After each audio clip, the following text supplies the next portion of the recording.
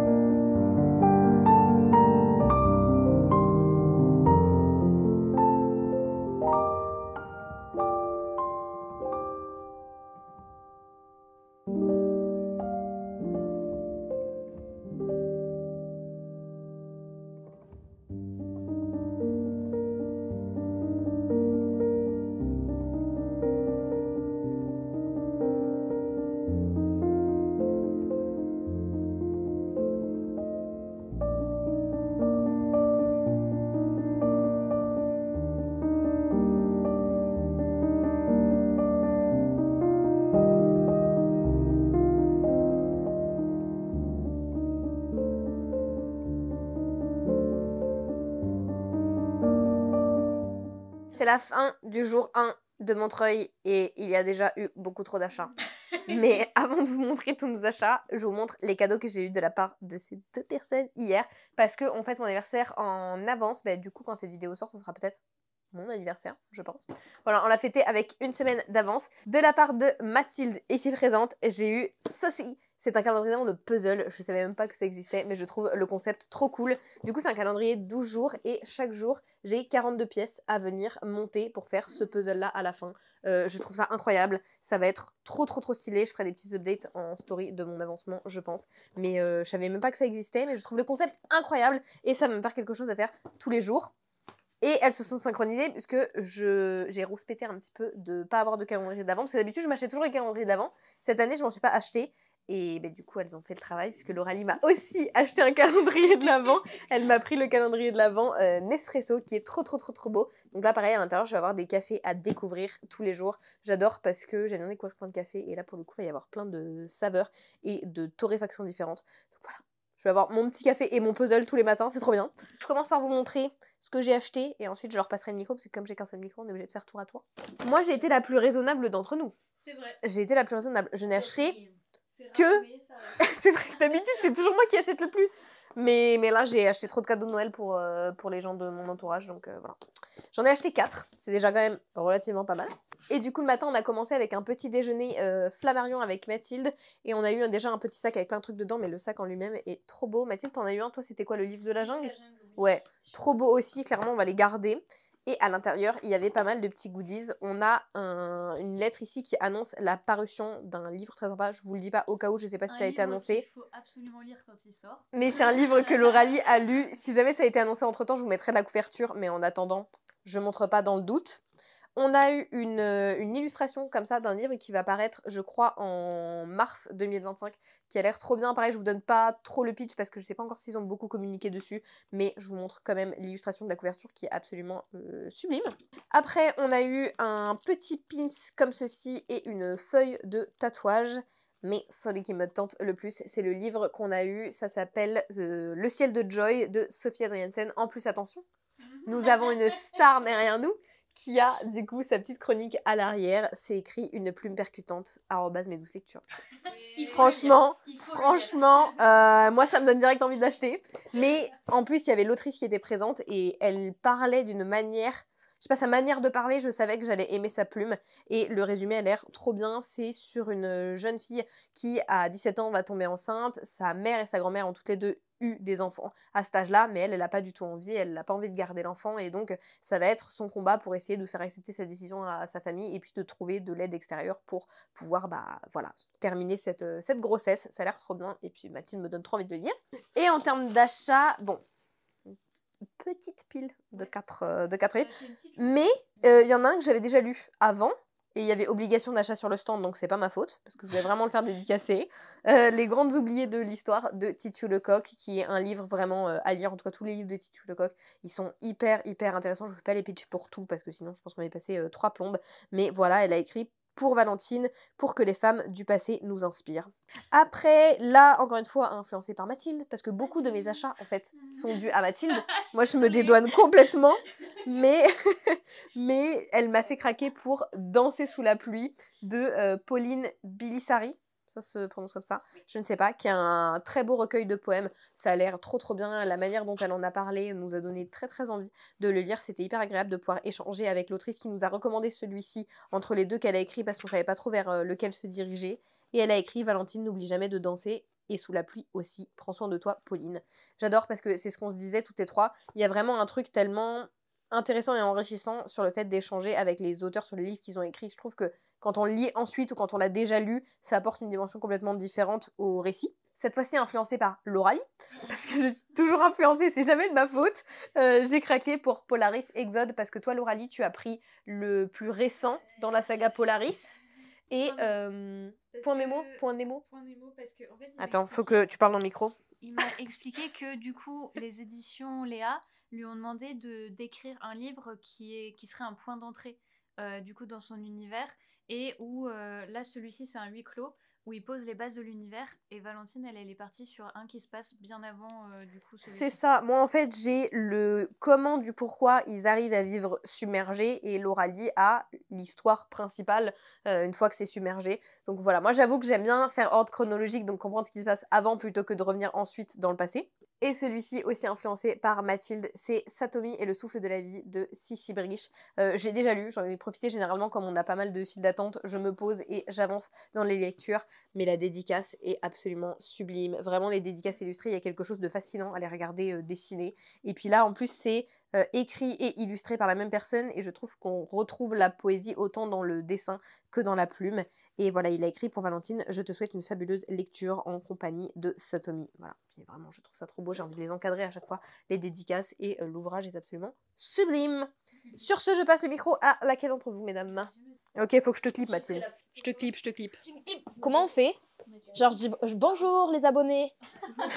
Salut. T'as fait par ordre chronologique et par le premier que t'as attrapé? Le premier que j'ai attrapé. Alors, du coup, pour bondir sur Titu Lecoq, parce que Valentine a fait dédicacer un livre et que j'ai suivi. En fait, on a toutes les trois suivi. C'était une dédicace groupée.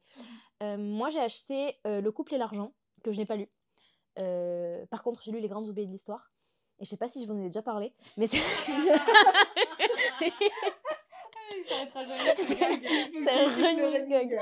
Là, ce qui s'est passé, c'est que je les ai fortement incités à lire ce livre, et je leur en ai parlé pendant des lustres, et en plus j'ai tendance à radoter. Et j'arrêtais pas de leur dire: oh, j'ai lu un livre, il est super, je sais pas si je vous en ai parlé, ça parle des grandes oubliées de l'histoire, et du coup c'est devenu... On continue tout le temps. Bah finalement c'était une bonne chose. Mais parce il est que... trop bien. Voilà, il est vraiment bien. Et maintenant on fait toi avec tous les gens qu'on croise. C'est-à-dire que moi je dis à tout le monde: je vous ai pas parlé de ce livre-là, il faut le lire. Bon voilà, il faut lire Titu Lecoq. Du coup pour la dédicace, elle a écrit pour Mathilde, pour que les femmes comptent enfin. Ah, je crois que j'ai eu pareil.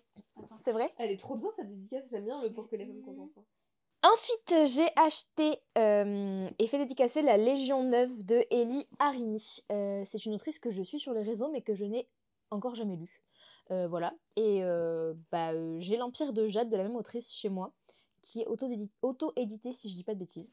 Mais voilà, il est très joli. Tout en dorure.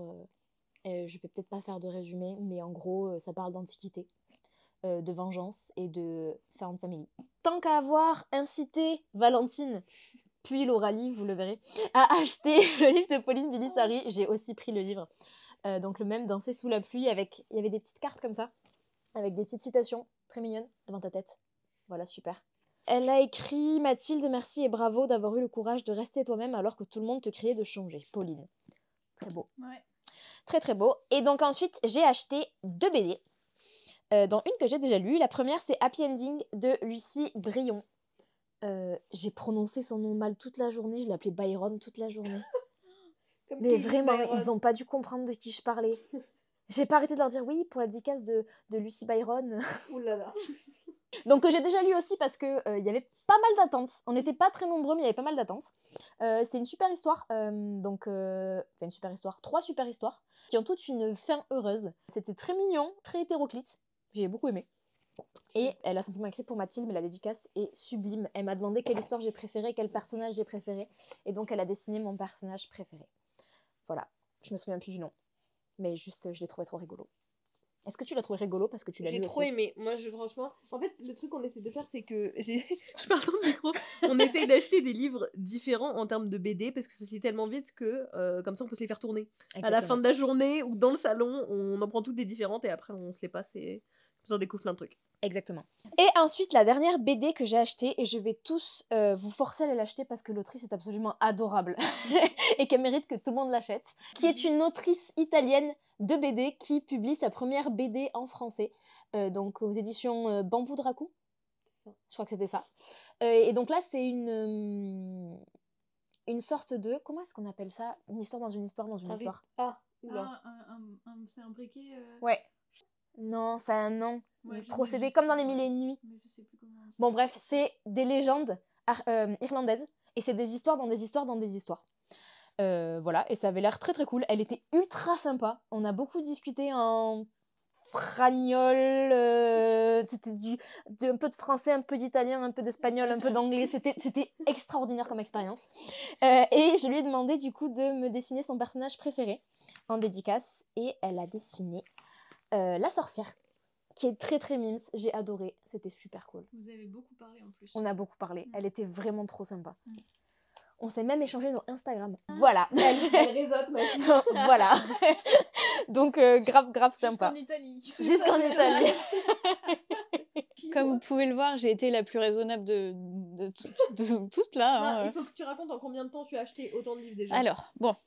Donc, comme Valentine le disait, ce matin, avec Mathilde, elles sont allées au petit déjeuner Flammarion. Donc, moi, je pars vers le salon. Le temps d'autonomie. Alors, j'avais une mission, c'était avoir des tickets pour la dédicace de Seul la mort à Tor-la-Vilaine. Bon, je suis rentrée à 10h25 dans le salon, donc nous n'avons pas eu de tickets. Donc, je pars faire un tour en attendant les filles. J'ai acheté ça en 20 minutes. Donc, j'ai commencé par Fureur, qui était en avant-première au salon. C'est le tome 4 de la saga Les Terres Bannies. Lisez du John Gwynne. Voilà. Et il y avait 2 messieurs sur le stand Léa qui dédicaçaient, donc j'étais obligée de soutenir cette maison que j'aime beaucoup. Donc j'ai pris Polaris, comme on a dit là avec Valentine, donc elle a pris celui qui se passe avant et moi celui qui se passe bien après, voilà, bref. Et du coup il m'a mis comme dédicace, parce que je n'ai pas regardé mes dédicaces, pour l'Oralie, soyez la bienvenue dans cet univers sous-marin qui ne manque ni d'eau ni de merveille. De rouille. Ah, de rouille. Bonne lecture. Et après, du coup, j'ai pris le livre des Purs, Le Roi des Crolles, tome 1. Il m'a donné très envie de le lire, le monsieur, puisqu'on va suivre... bon, il a caricaturé un petit peu, mais en gros, il y a 2 clans, donc les plus gentils, les plus méchants. Et on suit principalement un frère et une sœur. Et du coup, dans ces 2 premiers tomes, on suit le point de vue du frère. Et il a fait un autre one-shot qui se passe après, où c'est le point de vue de la sœur. Il m'a donné très envie de le découvrir, j'ai eu le droit à une petite carte. Et il m'a mis... il a mis la date, Montreuil le 1er décembre 2024, pour l'Oralie, qui fait partie des archers du clan Bellec. À présent, amitié, et il a signé de son nom, du coup, Olivier Martinelli. Donc je fais partie du clan des archers. Et ouais. Et après, du coup, je suis passée sur le stand de Au Diable le Vauvert, et il y avait donc Patrick Douni, bon bref, qui dédicaçait donc pour sa saga Le Cycle de Sif, et je l'avais vu passer sur les réseaux Et donc je me suis dit, bah c'est l'occasion. Donc j'attrape le livre et je vais pour lire la 4e de couverture, qui est inexistante. Ah oui. Et donc il me regarde, il fait, t'es un peu perturbée par le fait qu'il n'y ait pas de 4e de couverture? Je fais, du coup oui, ça parle de quoi? Exactement, parce que j'ai vu passer mais je savais pas trop. Et dans les grandes lignes, en gros, son premier tome est comparé au début de la saga du coup de Robin Hobb, l'Assassin Royal. Bon, après, il m'a développé l'histoire et tout, mais ça m'a donné très envie. Et donc, j'ai craqué pour le tome 1. Et il m'a mis l'Oralie, ici une histoire d'eau, de fleuves et de forêts, de peuples et de pierres, de veines qui se glacent et d'incendies qui rendent libres. Voilà. Sa dédicace te laisse entendre que sa plume va être très jolie, je trouve. Ouais, je suis d'accord. Donc voilà. Et à ce moment-là, Valentine et Mathilde sont arrivées et m'ont grandement jugée. On est parti pendant si longtemps. Ah, mais oui. Heureusement qu'on s'est pas trompé pendant 1 heure. Oula. Donc après, je me suis calmée. Mais à ce moment-là, je dis, bon, j'achète plus rien. Oui. Donc, comme le disait Valentine, Mathilde nous emmène à cette dédicace puisqu'elle voulait aller voir, justement. Évidemment, je me suis sentie obligée de l'acheter aussi. Et du coup, l'autrice a mis, pour l'Oralie, merci pour ta présence. J'espère de tout cœur que ce livre saura se frayer un chemin jusqu'à ton cœur. Prends soin de toi, Pauline. Trop mignon. Je trouve que c'est des dédicaces qui sont hyper humaines. Ensuite, je suis allée à la dédicace du grimoire d'Elphie, puisque jusqu'à maintenant, quand on y allait, c'était quand c'était Audrey Alouette. Et là, c'était la dessinatrice, parce que Audrey Alouette, elle est scénariste de la BD, mais elle n'est pas dessinatrice. Et donc là, j'étais obligée d'y aller. Elle m'a fait une très belle dédicace. La grande sœur du coup d'Elphie, qui est libraire. Magnifique. Trop belle. Et franchement, la dessinatrice, illustratrice, je sais pas trop comment... Illustratrice, dessinatrice, était un amour, hyper humaine aussi, et trop gentille. On a pu bien discuter avec elle. Donc, malgré les gens énervants derrière nous. Parce que, alors, en fait, on était donc dans la file, il y avait des tickets, et donc les personnes du stand viennent nous voir, puisque Valentine était avec moi dans la queue pendant que Mathilde faisait dédicacer, et donc elle vient nous dire qu'un petit garçon qui a un handicap va passer devant nous. Donc, ok. Et après, elles reviennent pour nous dire qu'une mamie avec sa petite fille vont aussi passer devant nous. Donc, absolument normal. Eh bien non. Pour certaines personnes, ce n'est pas le cas. L'humanité, franchement, n'est pas présente chez tout le monde. Donc, ça râlait pendant 1 heure derrière. Et quand la mamie, elle est passée avec sa petite fille, c'était en mode « Ah, c'est bon, la grand-mère, elle va pas parler pendant 1000 ans, là, en mode, faut que ça se dépêche. » Alors, faut pas emmener vos grands-parents dans un truc comme ça. Mais on était en mode, mais en fait, tu partages un moment avec ta petite fille. Ça prend 15 minutes de notre temps de patienter, on va pas en mourir. Mais c'est ça. En plus, c'était hyper mignon parce que la petite fille, elle disait que c'était sa grand-mère qui lui avait transmis l'amour de lire des BD et que c'était via le grimoire d'Elphie qu'elle avait commencé aussi à beaucoup aimer la BD. Donc c'était à la fois hyper touchant de voir que sa grand-mère lui a transmis une passion et qu'en plus de ça, elle rencontrait une illustratrice qui lui a aussi fait aimer ça. Et t'avais l'autre derrière là qui râlait. Donc bon, voilà. Et après, donc comme les filles l'ont dit, on a été faire dédicacer les Titu Lecoq. Donc j'ai fait dédicacer celui-ci que j'avais annoté et j'ai acheté celui-ci que je n'ai pas lu et que Valentine a beaucoup aimé. Donc voilà, je crois qu'elle nous a fait les mêmes dédicaces. Parce que je pense que j'ai pareil que toi. Pour l'Oralie, pour que les femmes du passé nous inspirent. Ouais, c'est ça. Donc ouais, on a eu les mêmes dédicaces. Et très gentil aussi, Titu Lecoq. Super rigolote. Donc une belle première journée. Ouais, franchement, j'espère qu'on va pas trop racheter demain. Non, moi j'achète rien. Un truc maximum. Ok, alors attention, est-ce que vous êtes témoin? L'Oralie a dit que tu rachetais un livre maximum. Ok, attention, je ferai un update à l'écran parce que je ne sais pas si on aura le temps de faire un update avant notre chemin, je sais pas.